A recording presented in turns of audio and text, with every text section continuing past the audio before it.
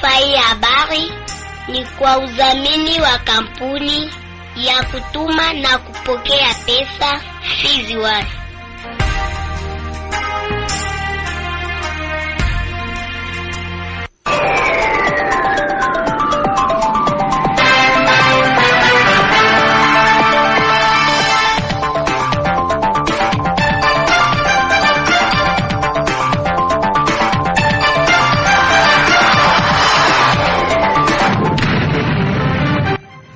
Amani ya Mwenyezi Mungu pamoja nawe msikilizaji. Karibu kusikiliza uchambuzi wetu wa habari katika lugha tukufu la Kiswahili.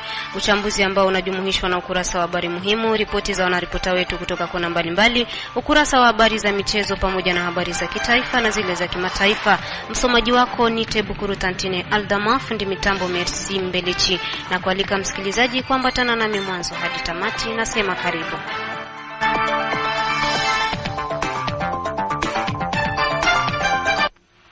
Kabla ya uchambuzi wetu wa habari, tunafuata hapa habari muhimu ambayo inaletwa naye Izake Mulucha Ashibe. Asante sana Bibu Kurutantine Aldama. Kwenye habari muhimu leo hii tuanzie Baraka. Hatimaye wameachiliwa huru Bwana Albert Tonda, mkuu kiongozi wa shirika la raia mjini Baraka, pamoja na makamu wake Mutare Mateso, baada ya kuzuiliwa na wazalendo wa SNPCC tifu kwake Amuri William ya Kutumba. Albert ameshukuru kwa kila mmoja aliyejumuika ili kuingilia kati. Tujielekeza huko Goma. Kisha mkuu wa shule la kibinafsi la Solidarite mjini Goma kuomba wazazi kulipa pesa ya shule kama ilivyokuwa hapo awali. Hatimaye wazazi wamesema kuwa kufunga benki kadhaa katika eneo hilo ndiyo chanzo kikubwa cha wao kuchelewa kulipia watoto ada. Tumalizia usomaji wa habari muhimu na habari za kitaifa. Mahakama ya kijeshi mjini Kinshasa nchini Jamhuri ya Kidemokrasia ya Kongo imewataka viongozi 10 wa chama cha PPRD chake Joseph Kabila Kabange kuwasili mahakamani kwa ajili ya kujibu maswali vizuri. Hadi hapo sina la ziada, waambie wasikilizaji kwa kina zaidi.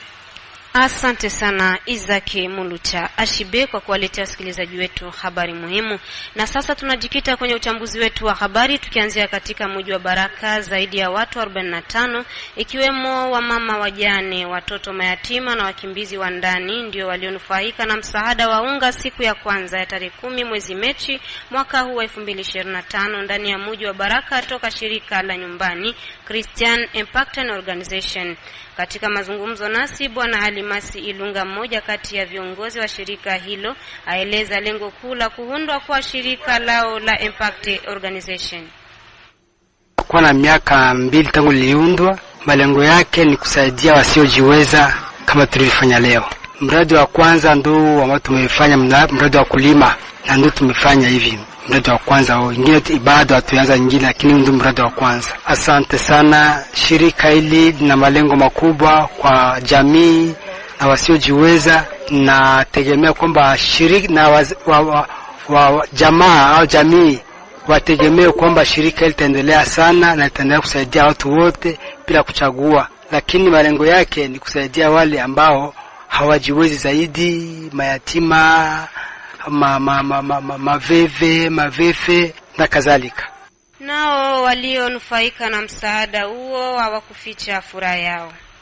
Huu msaada umetoka kwa shirika ambalo inaitwa Christian Impact National. Nimepata msaada wa gunia la unga. Mimi nimepata msaada huu nikiwa kama vile mjane na pia asiyejiweza. Ujumbe wangu kabisa ni kwamba ninawashukuru sana. Ni jambo ambalo nilikuwa sitegemei kama ninaweza kuwa hivyo, lakini kwa leo nimeshukuru kabisa kupata muda na wakati kama huu kupokea kama vile walivyojisikia kutusaidia sisi wajane pamoja na mayatima na wengine kadhalika na wale tena wengine. Nimeshukuru sana sana sana. Mungu aendelee kuwabariki na pia aendelee kuwapa mawazo ya panuke zaidi, na pamoja na hiyo isiishie kwetu tu, iendelee kufanyika kwa wote. Msaada niliyopata iliyotoka kwa organization ya Christian ni msaada wa unga. Nikiwa kama vile deplacer, nimekimbia Masasi kutokea Goma. Depuis nafika kama hapa, ndio msaada wa kwanza kupitia hiyo organization. Nimefurahi sana na mimi nashukuru kabisa. Wametupokea na wanatupa chakula. Tunashukuru kabisa na tunafurahi sana kupitia organization. Tunaombea Mungu awabariki na wazidishie na wasiachie hapo.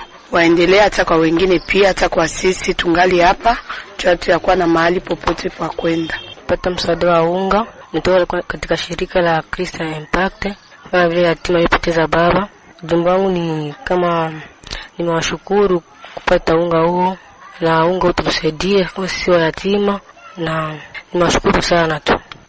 Mwishowe Lisilo Kangake de Marie, coordinator makamu wa shirika hilo la A Christian Impact Organization, amesema hawatoishia hapo kwa kupana misaada.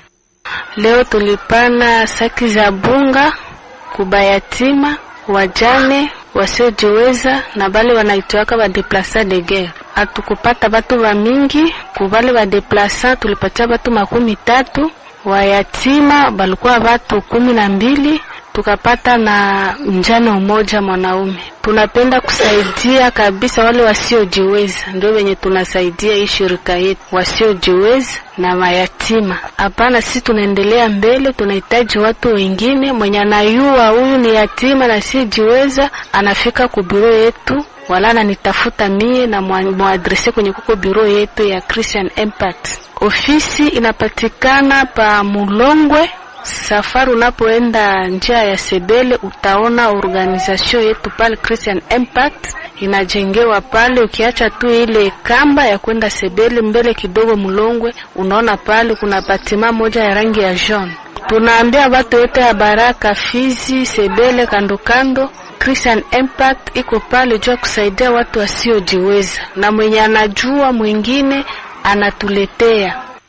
Hatimaye wameachiliwa huru Bwana Albert Tonda, mkuu kiongozi wa shirika la rahia mjini Baraka, pamoja na makamu wake Montar Mateso, baada ya kuzuiliwa nao wazalendo wa CNPSC tifu kwa Kiamuri William ya Kutumba. Albert ameshukuru kwa kila mmoja aliyejumuika ili kuingilia kati. Katika mahojiano na Radio Kivu muda mchache kisha tu au kuachiliwa huru, Albert Tonda Maisha ameeleza mazingira yaliyosababisha wao kuzuiliwa.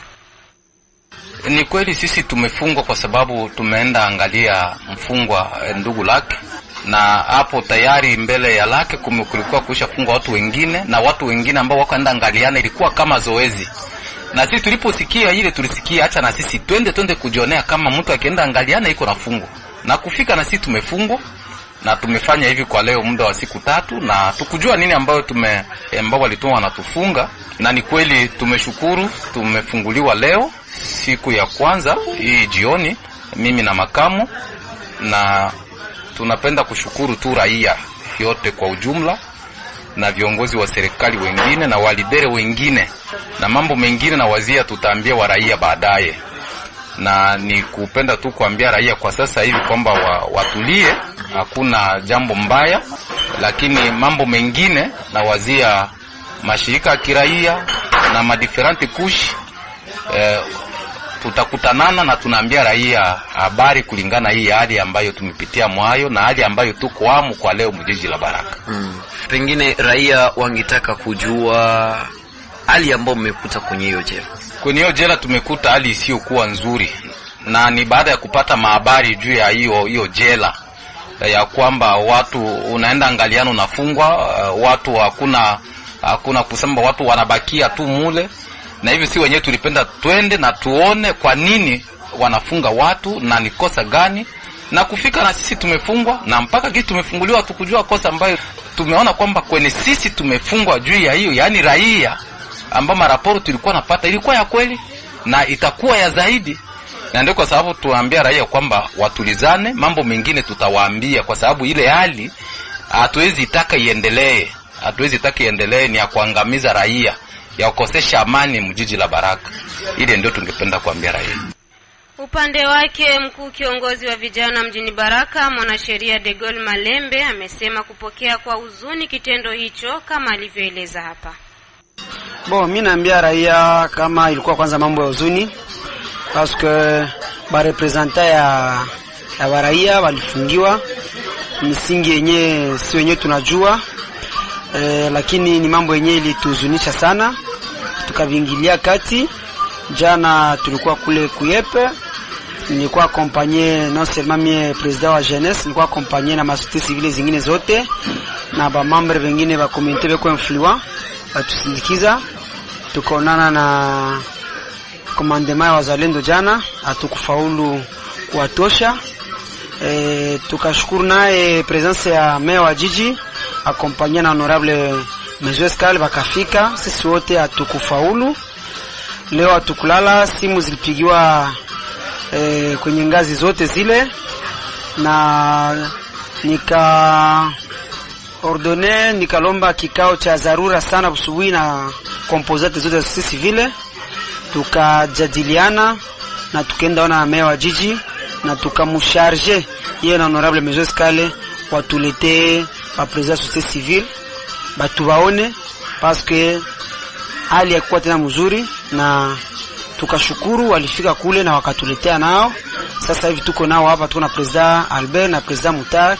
Donc tunashukuru sana kwa implication ya société civile zote, jeunesse yote ilikuwa derrière. Mimi naishukuru sana, na tunashukuru ku disponibilité ya meya wa jiji na honorable Monsieur Escal, waliingilia kati na wakasikia message yetu na wakabebea komandema ya wazalendo, na mpaka saa hii viongozi wetu wa shirika la raia wako huru na tuko nao hapa. Mimi nawazia raia ikuwe standby, tungetekala chini société civile zote, si conseil urbain jeunesse na meme kolege wangu wa conseil territorial wa jeunesse na alishuka. Tulikuwa na mkikao leo, tutajadiliana mambo mengine na baadaye tutawaambia nini cha kufanya.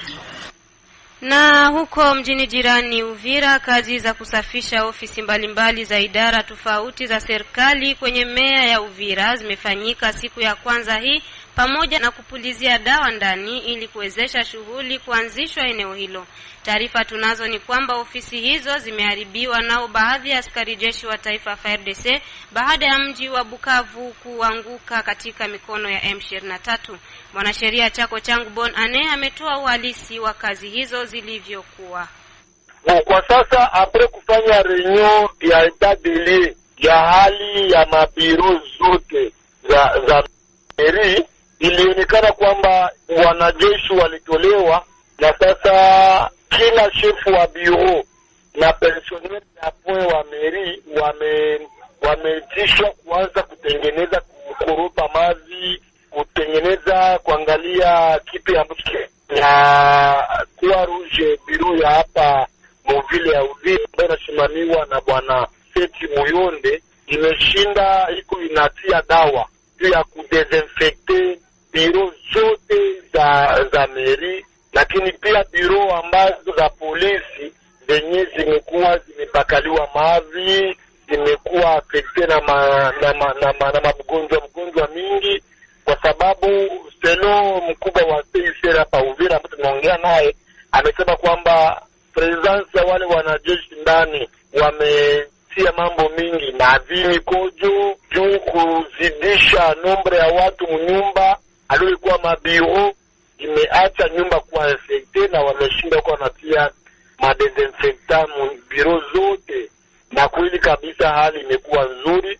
Tunafikiria kwamba partir ya kesho angalau milango kubomolewa, meza zimeuzishiwa, mambo mingi kabisa, biro kulikuwa vandalize, lakini kesho watu wanaweza kutana ya biro hata kushimama na kuangalia kisi mambo inaweza ikaendelea polepole kwa neema Mwenyezi Mungu.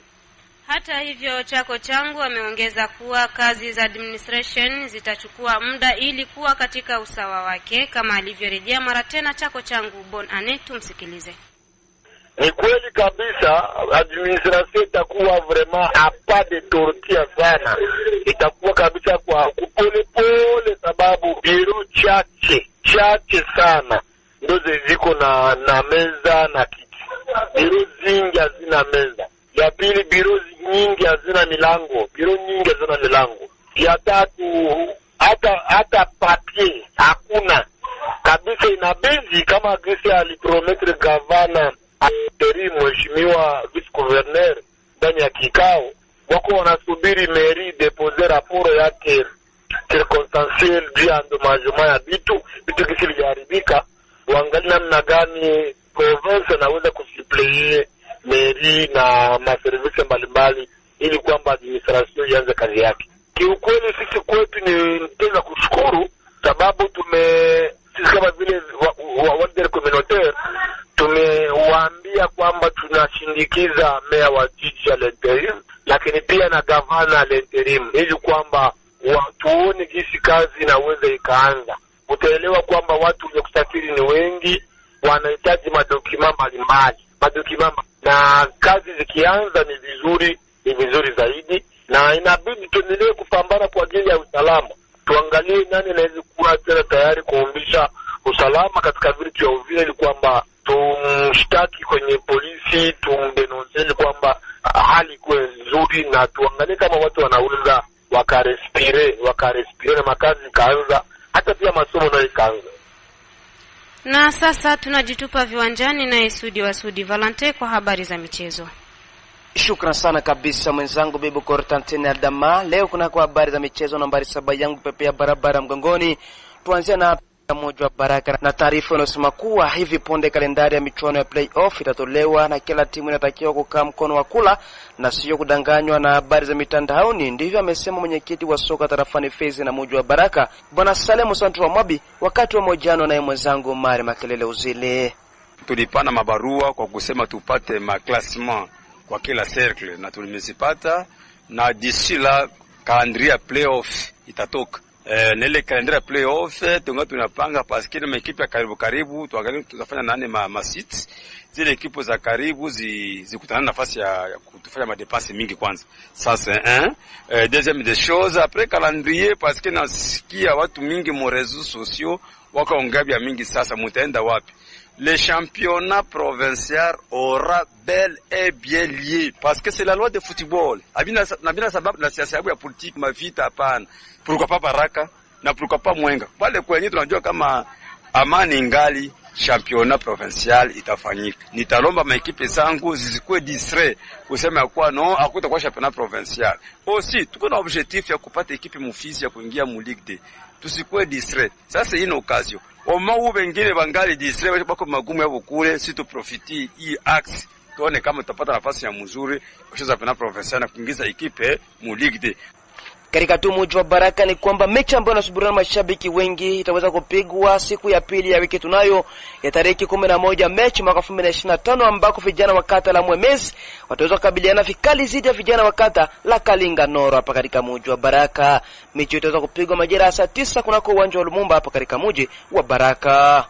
Tukiachana na taarifa za katika muji wa baraka na kwingineko ni kwamba michuano linafuti inaweza kupigwa siku ya kwanza ya wiki tunayo, ambako klabu ya Sentelo Lupopo waliweza kuonyesha mvua ya 4-0 klabu ya IOS Panda Besekande. Na tukihamia hapo katika nchi jirani ya Burundi, tukujuza ya kwamba michuano ya Primus League hapo katika nchi ya Burundi iliweza kutimua vumbi katika wiki yake ya 23, ambako mechi takribani zote ziliweza kupigwa hapo katika nchi ya Burundi. Ni kwamba klabu ya Masipiri waliweza kuwatandika Academic Daire mabao 2-0, Ngozi City wakaweza kutandikwa bao 1-0 dhidi ya Aigle Noir. Dinamiki wakaweza kugonga bao 1-0 klabu ya Musosuga, huko klabu ya Musongati wakaweza kuwatandika Interstar bao 2-1. Klabu ya Messager Ngozi wakaweza kutandikwa bao 2-1 dhidi ya Rukinzo. Olympic Star wakaweza kuonyesha mvua ya bao 5-1 klabu ya Vision, huko klabu ya Kayanza United wakiwa kwenye uwanja huo nyumbani waliweza kutandikwa bao 4-2 dhidi ya klabu ya Vitalo, na klabu ya Bumamuru wakatoka sare ya bao 1-1 dhidi ya klabu ya Flambeau du Centre. Kisha wiki ya 23 kutamatika katika ligi ya Primus League hapo Burundi, hatimaye klabu ya Aigle Noir ambayo ndio inashikilia nafasi ya kwanza kwenye msimamo wa ligi ikiwa na pointi 52, na klabu ambayo inaburuza mkia ni klabu ya Masipiri ambao wao wako na pointi 9 pekee. Na mwishowe ni kwamba mechi za marudio za michuano ya klabu bingwa katika bara la Ulaya katika hatua yake ya 8 bora as a team de final itaweza kupigwa ifikapo siku ya pili ya wiki tunayo, ambako mechi takriban 4 zitaweza kutimua vumbi. Hapo Hispania ni kwamba klabu ya FC Barcelona majira ya saa 1:45 wataweza kuwapokea klabu ya Benfica Lisbon ya nchini Ureno. Bayern Leverkusen majira ya saa 4 watakipiga vikali dhidi ya Bayern Munich. Inter Milan ya nchini Italia wataweza kukaribisha Feyenoord, na klabu ya Liverpool hapo nchini Uingereza wataweza kukata mzo fitna dhidi ya klabu ya Paris Saint-Germain ya nchini Ufaransa. Bukurtantin na Dama minaweka nukta kuna kwa habari za michezo. Asante sana Sudi wa Sudi Valente kwa habari hizo za michezo. Endapo msikilizaji ndo bado umekuja kujiunga nasi, unasikiliza uchambuzi wa habari kutoka kwenye redio ya kijamii Kivu mjini Baraka kupitia mita bene 93.0 FM. Kampuni Fizi-One Baraka, Mboko na Misisi ni rahisi kutuma na kupokea pesa cash pote ulimwenguni bila usumbufu. Na sasa ni habari za wanaripota wetu kutoka maeneo mbalimbali huko Moba. Kila ifikapo tariki 8 mwezi Machi ya kila mwaka, ulimwengu mzima usherekea sikukuu ya uhuru wa mwanamke. Pamoba, sherehe hizo zimefanyika huku mkuu wa idara ya jinsia, mama na mtoto ameomba wanawake wa eneo hilo kuomboleza na wanawake walioko katika sehemu ya migogoro nchini Jamhuri ya Kidemokrasia ya Kongo. Moba, Isdor Kashulwe kwa ripoti kamili. Timu wake sawasawa na ujitegemea wanawake wamesherehekea sikukuu ya kimataifa ya kama mwanamke siku ya Jumamosi Machi 8 mwaka 2025 tarafani Moba. Wamecheza kwa namna ya heshima ya wanawake nchini. Ibada ya heshima imesherehekewa kunako kanisa Katoliki la Mtakatifu Josefu mjini Kirungu. Kiongozi wa idara ya jinsia, jamii na mtoto ameweza kupitia sikukuu hiyo kuomba kwa wanawake wa Moba kuomboleza kwa sala pamoja na wanawake katika maeneo yanayokabiliwa na mgogoro wa vita, na kwa upekee kaskazini na Kivu Kusini wanaishi kwa sasa chini ya unyanyasaji wake wanawake. Katika Mwangi Regine amebaini ya kuwa tarehe 8 Machi ni sikukuu pia mafikira ya maswali kama vile kujikita kwa haki, usawasawa na ujitegemea kwa wanawake. Kwa mashariki ya Kongo wamama wanateswa vibaya sana hakika. Nitawaambia tu wamama tuungane katika sala. Hakuna kitu kingine tutafanya. Hapa sasa tunaachia ni akili ya Mungu ya kuweza kutumika katikati yetu. Na ndio maana tunawaambia wamama tunapokutana sisi wote, tunapoitana kwa kuweza kutafuta nini sisi wamama tutafanya kwa ajili ya kuunga amani katika nchi yetu.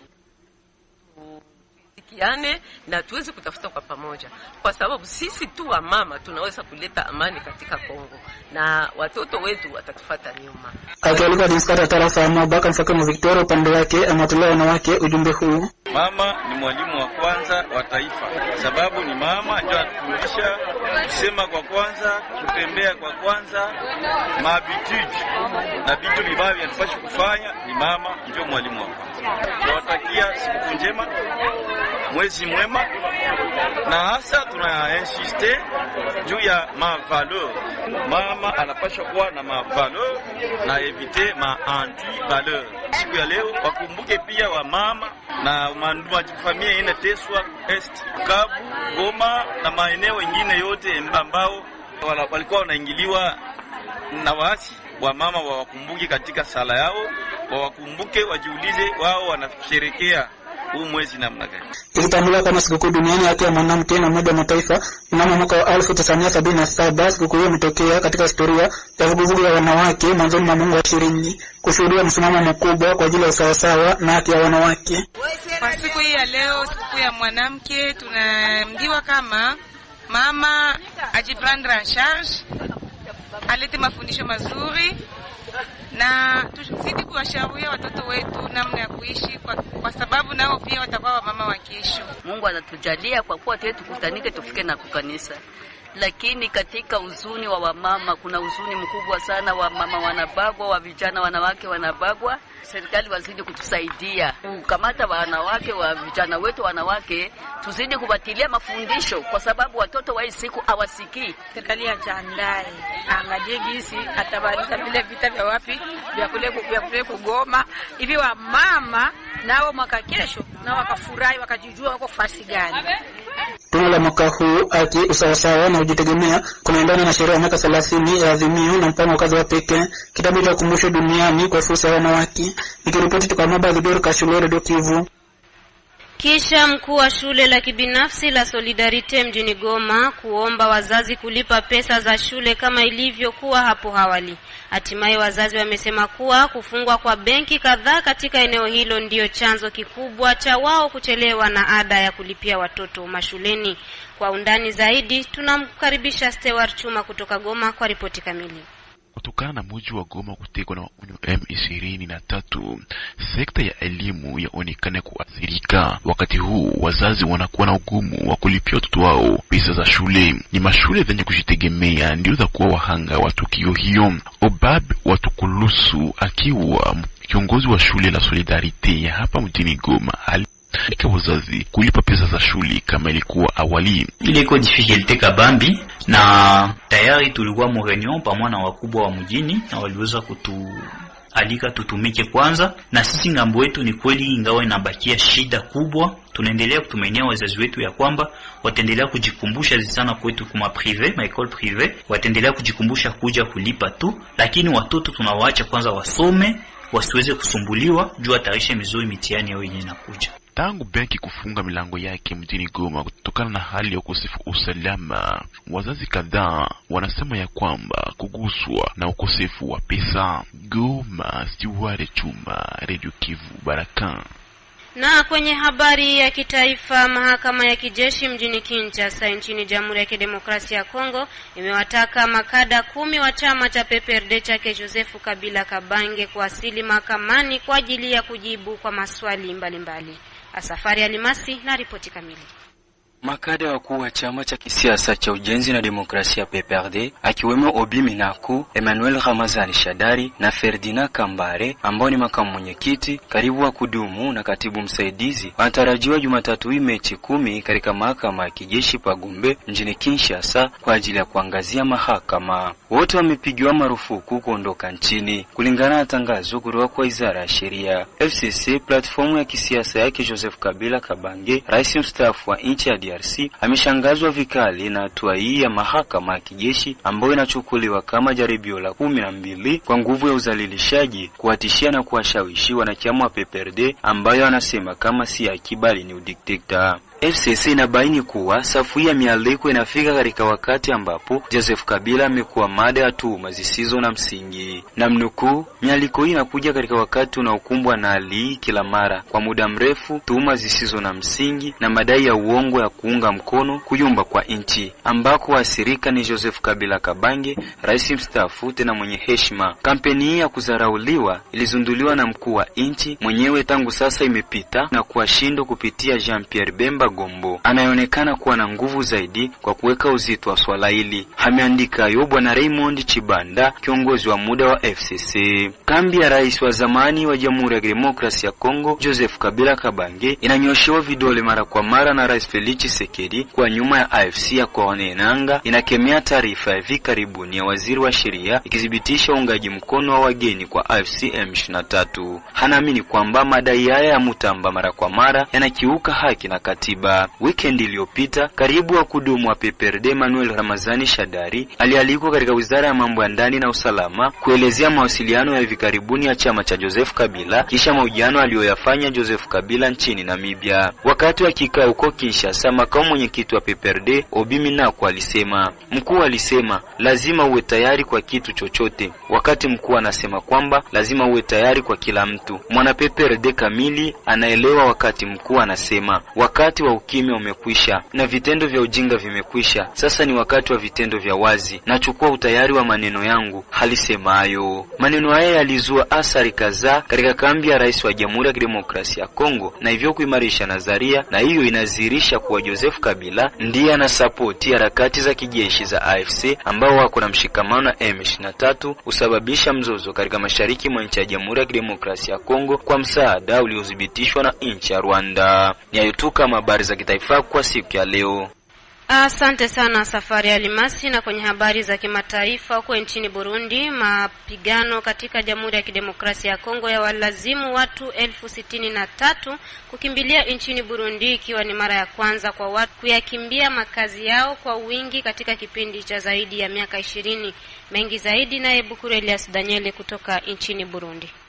Umoja wa Mataifa umesema kuwa vita na mapigano katika Jamhuri ya Kidemokrasia ya Kongo vimewalazimu watu 63,000 kukimbilia nchini Burundi. Ni mara ya kwanza kwa watu kuyakimbia makazi yao kwa wingi katika kipindi cha miaka 20. Umoja wa Mataifa ukisema wakimbizi hao wanaishi katika mazingira duni huku wakiwa wamejazana katika uwanja wa michezo wa Rugombo uliopo mkoani Cibitoke, magharibi mwa Burundi. Takriban watu 45,000 waliokimbia makazi yao walikimbilia kwenye uwanja uliojaa watu huko Rugombo Rugombo ni kilomita chache kutoka katika mpaka wa DRC ambako jeshi la Kongo na kundi la waasi limekuwa likipigana. Katika uwanja huo kuna nafasi ya kutosha, huku kukiwa na vyoo 15 pekee kwa makumi ya maelfu ya watu. Familia nyingi zikawa zimelazimika kuishi kwenye nyasi karibu na uwanja huo kulingana na Umoja wa Mataifa. Umoja wa Mataifa ulisema wakimbizi hao ni pamoja na idadi kubwa ya watoto waliotenganishwa na familia zao kutokana na vita vinavyoendelea mashariki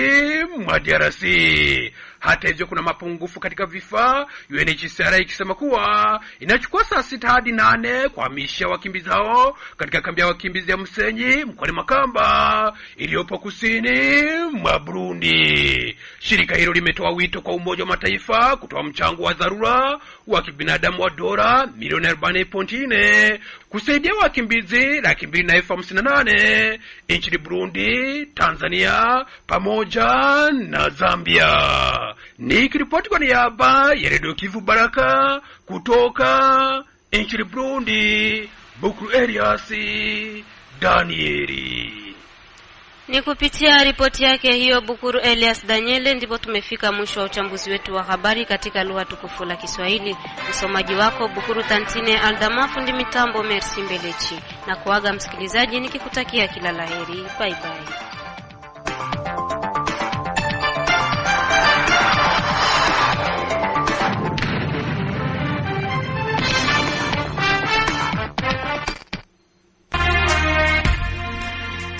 Taarifa hii ya habari ni kwa udhamini wa kampuni ya kutuma na kupokea pesa Fizi One.